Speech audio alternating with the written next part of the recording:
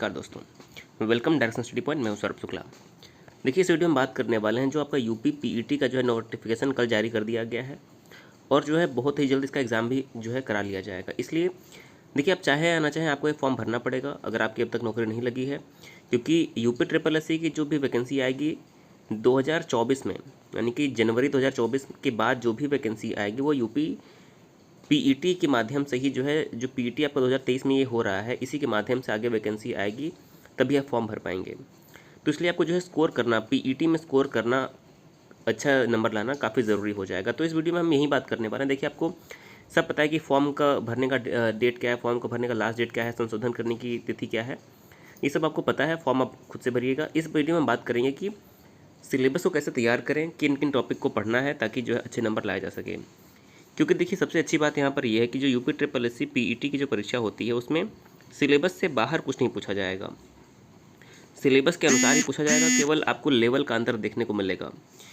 जब पहली बार पीईटी हुआ था तो उसका थोड़ा सा लेवल आसान था, लेकिन जब दूसरी बार हुआ तो उसका लेवल जो है थोड़ा सा बढ़ा दिया गया। तो लेवल आपको जो है थोड़ा सा मुश्किल देखने को मिल सकता है, इसलिए आपको जो है उन सारे टॉपिक को काफ़ी अच्छे से तैयारी करना पड़ेगा। तो एक बार अगर हम डेट देख लें तो देखिए, 1 तारीख से आपका फॉर्म भरना शुरू हो जाएगा और 30 अगस्त तक आप फॉर्म भर पाएंगे और 6 सितंबर तक जो है इसमें कोई भी संशोधन आप करना चाहें तो करेक्शन हो जाएगा। इसमें आपको कोई भी परेशानी नहीं होनी चाहिए। तो फॉर्म भरने में कोई परेशानी नहीं होगी, इसको आप भर के देख लीजिएगा। अगर कोई परेशानी होती है तो आप कमेंट करके बताइएगा, उसको जो है आपका समाधान ज़रूर दिया जाएगा।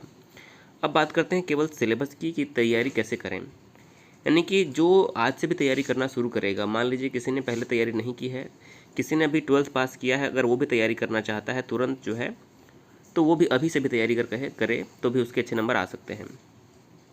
तो आइए हम सिलेबस पे सीधे बात करते हैं। देखिए, पहले बात आप यहाँ पर एक बात याद रखिए, आपका पेपर 2 घंटे का होने वाला है और इसमें 1/4 की नेगेटिव मार्किंग होती है। 1/4 की, यानी कि अगर 4 प्रश्न आप गलत करते हैं तो 1 प्रश्न का सही नंबर आपका जो है काट लिया जाएगा। अब देखिए, तो 100 नंबर का प्रश्न होगा, हर प्रश्न के लिए 1 नंबर मिलेगा और आपका टाइम कितना रहेगा, 120 मिनट, यानी कि 2 घंटे का समय। समय की कमी नहीं पड़ती है, लेकिन जो लास्ट में आपके ग्राफ वाले प्रश्न होते हैं, अगर वो मुश्किल आ जाएंगे तो आपका समय उसमें जो है ज़्यादा लग जाएगा।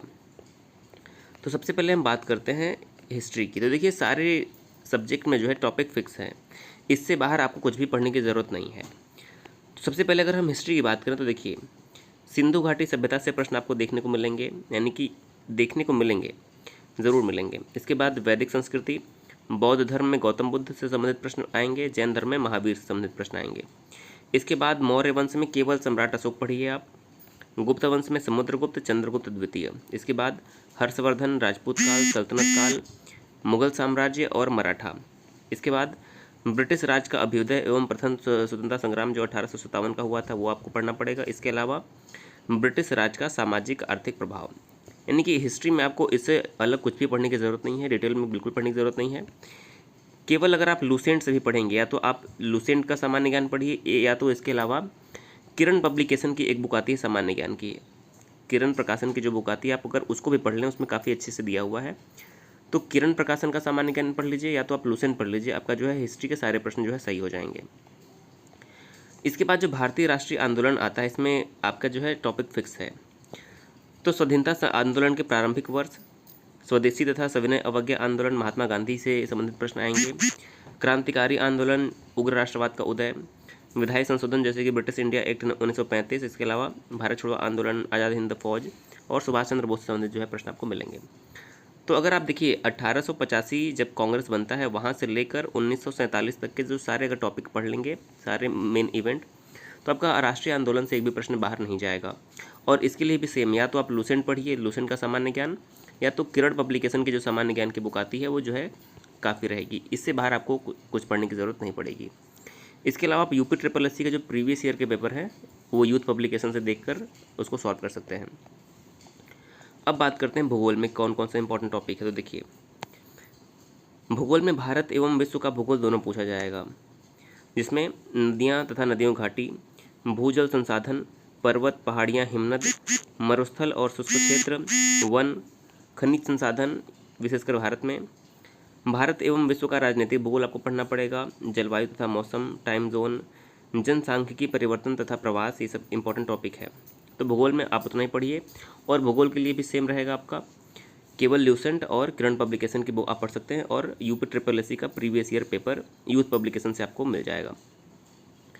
इसके अलावा भारतीय अर्थव्यवस्था में क्या पढ़ना है, आपको पता है कि सबसे ज़रूरी होता है योजना आयोग और पंचवर्षीय योजना। देखिए मैक्सिमम क्वेश्चन आपके पंचवर्षीय योजना और विभिन्न जो नए योजना आए हैं वहीं से आपका जो है बन जाएगा। इसके अलावा जो विभिन्न सारी क्रांतियाँ हुई हैं, हरित क्रांति, श्वेत क्रांति, दुग्ध क्रांति, ऑपरेशन फ्लड, बैंकों का राष्ट्रीयकरण, ये सब जो है इंपॉर्टेंट रहेगा।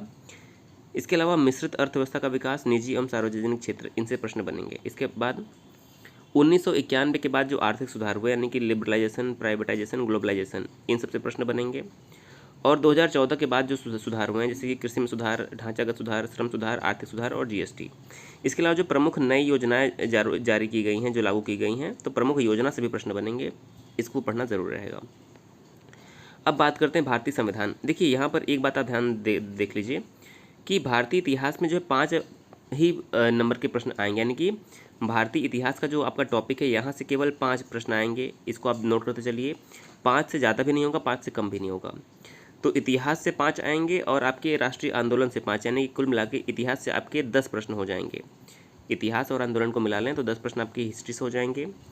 भूगोल से केवल आपके मिलेंगे 5 प्रश्न, इसको भी आप याद रखिए। इसके बाद अर्थव्यवस्था से भी आपको मिलेंगे 5 प्रश्न, तो इसको आप नोट कर लीजिएगा। इसके बाद अगर हम संविधान की बात करें तो यहाँ से भी जो है आपको 5 ही प्रश्न देखने को मिलेंगे। तो संविधान में क्या क्या रहेगा, भारतीय संविधान से भारतीय संविधान की मुख्य विशेषताएं, राज्य के नीति निर्देशक तत्व, मौलिक अधिकार एवं मौलिक कर्तव्य, संसदीय प्रणाली, संघीय प्रणाली, संघ एवं केंद्र शासित प्रदेश, केंद्र राज्य संबंध, न्यायिक ढांचा, सर्वोच्च न्यायालय, उच्च न्यायालय, ये सब आपका रहेगा। जिला प्रशासन और स्थानीय निकाय, पंचायती राज संस्थाएं। तो आपको जो पंचायती राज से प्रश्न आने की संभावना होती है ज़्यादा रहती है, तो संविधान से भी आपके 5 ही प्रश्न आएंगे। इसके अलावा सामान्य विज्ञान में आपका भौतिक विज्ञान, रसायन विज्ञान, जीव विज्ञान प्रारंभिक है, 5 प्रश्न आपको यहाँ से भी देखने को मिलेंगे। इसका भी लूसेंट से जो है काम चल जाएगा। इसके बाद 5 प्रश्न आपके अंक गणित से आएंगे, जिसमें पूर्ण संख्या, भिन्न दशमलव, परसेंटेज आपका हो जाएगा, साधारण अंकगणितीय समीकरण, वर्ग एवं वर्गमूल, घात एवं घातांक, औसत। ये आपके मैथ से जो है 5 प्रश्न हो जाएंगे। मैथ के आपको 5 प्रश्न सही करने पड़ेंगे कम से कम।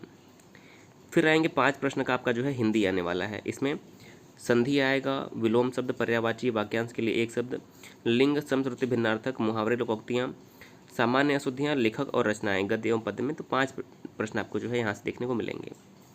इसके बाद सामान्य अंग्रेजी में जो है आपके 5 प्रश्न मिलेंगे, इसमें अंग्रेजी व्याकरण और आपका अनसीन पैसेज पर प्रश्न रहेगा, तो 5 प्रश्न आपका यहाँ से रहेगा। रीजनिंग की बात करें तो 5 नंबर रीजनिंग के भी रहेंगे, जिसमें आपका लॉजिकल रीजनिंग में क्रम, रैंकिंग, संबंध, समूह से भिन्न करना, कैलेंडर एवं घड़ी, कारण और प्रभाव, कोडिंग, डिकोडिंग, ये सब आपका जो देखने को मिलेगा 5 नंबर के लिए। अब देखिए मेन रोल आपका किसका बढ़ने वाला है। अब आपका जो करंट अफेयर है इसका रोल जो है ज़्यादा रहेगा। तो करंट अफेयर जो है 10 नंबर का अकेले पूछा जाएगा, भारत और विश्व का करंट अफेयर 10 नंबर का। तो इसको आप जो है लगातार आपको पढ़ना पड़ेगा। इसके लिए आप जो है स्पीडी पब्लिकेशन की या एरोटेरिया की बुक जो है ले सकते हैं, इससे आपका जो है काम चल जाएगा। इसके अलावा सामान्य जागरूकता यानी कि जो भारत के पड़ोसी देश है, स्टैटिक जीके वाला पार्ट है, देश, राजधानी, मुद्रा, भारत के राज्य, संसद, लोकसभा, राज्यसभा, पर्यटन के जो प्रमुख दिवस होते हैं, विश्व संगठन और मुख्यालय, भारतीय पर्यटन स्थल, भारतीय कला एवं संस्कृति, इन सबको मिलाकर जो है आपके 10 प्रश्न जो है आपके यहाँ से मिलेंगे। तो अगर आप ऐसे देखते हैं तो current affair plus general awareness ही मिला के आपके जो है 20 प्रश्न हो जा रहे हैं। तो यानी कि सब इसका बड़ा पोर्शन जो है आने वाला है। पुरस्कार विजेता, ये सब जो है आपका टॉपिक रहेगा। इसके अलावा देखिए अपठित गद्यांश हिंदी में रहेगा, 2 गद्यांश रहेंगे 5-5 प्रश्न के, तो 10 नंबर आपका ये हो जाएगा। ग्राफ की व्याख्या करने के लिए आपका 2 ग्राफ आएगा, तो 2 ग्राफ हो जाएंगे 5-5 नंबर के, यानी कि 10 नंबर का 2 ग्राफ हो जाएगा। और 2 तालिका यानी कि टेबल आएंगे 5-5 नंबर के, यानी कि 10। तो अगर आप ध्यान से देखिए ऐसे, तो देखिए अगर हम ग्राफ का मिला लें 10 नंबर, टेबल का मिला लें 10 नंबर, और हिंदी का जो पैसेज आएगा 10 नंबर का हो जाएगा। इसके अलावा जनरल अवेयरनेस 10 नंबर का, और इसके अलावा 10 नंबर का आपका जो है हिंदी का अपठित गद्यांश हो जाएगा, यानी कि 10, 20, 30, 40, 50 नंबर तो आपके यहीं हो गए। तो ये 50 नंबर आपको सबसे ज़रूरी रहेंगे। इसके अलावा 50 नंबर के बाद आपका 5 नंबर का रीजनिंग प्लस 5 नंबर का मैथ, ये तो 10 प्रश्न आपको जो है 100% सही करना पड़ेगा। इसके अलावा 5 नंबर की हिंदी, तो इस प्रकार से मिला लें तो 65 नंबर तो आपके यहीं हो गए। इसके अलावा जो 35 नंबर बचेगा वो 35 नंबर आपका सामान्य ज्ञान यानी कि हिस्ट्री, ज्योग्राफी, इकोनॉमिक्स, सिविक्स और सामान्य विज्ञान से जो है आपका कवर हो जाएगा। तो ये सिलेबस आप लिख के चिपका लीजिए दीवार पर। सिलेबस अगर आपको याद रहेगा तो जो है काफ़ी अच्छा रहेगा। देखिए सारे जो है NCERT बुक पर आधारित रहेगा सेकेंडरी लेवल का प्रश्न पत्र बहुविकल्पी, और 1 नंबर 1/4 का जो है नेगेटिव मार्किंग जो है किया जाएगा। तो अगर आप इस सिलेबस को ध्यान में रखकर आप तैयारी करते हैं तो आपकी तैयारी बहुत अच्छी हो जाएगी। इसके अलावा आपको अगर प्रैक्टिस सेट चाहिए सारे टॉपिक का, तो हमारे चैनल पर जो है आपको प्रैक्टिस सेट भी दिया जाएगा, ताकि जो है आप अच्छे से प्रैक्टिस कर सकें, क्योंकि इसमें प्रैक्टिस करने की जो है सबसे अधिक ज़रूरत होती है, क्योंकि समय कम मिलेगा। अगर आप अभी भी तैयारी शुरू कर रहे हैं तो तैयारी आपकी अच्छे से हो जाएगी, इसमें कोई भी डाउट नहीं होगा। तो देखिए यहाँ पर अगर कोई प्रश्न पूछना चाहते हैं ज़रूर पूछिए, ज़रूर उसका जवाब दिया जाएगा। चैनल पर अगर पहली बार आए हैं ज़रूर सब्सक्राइब भी कर दीजिएगा। वीडियो देखने के लिए बहुत बहुत धन्यवाद।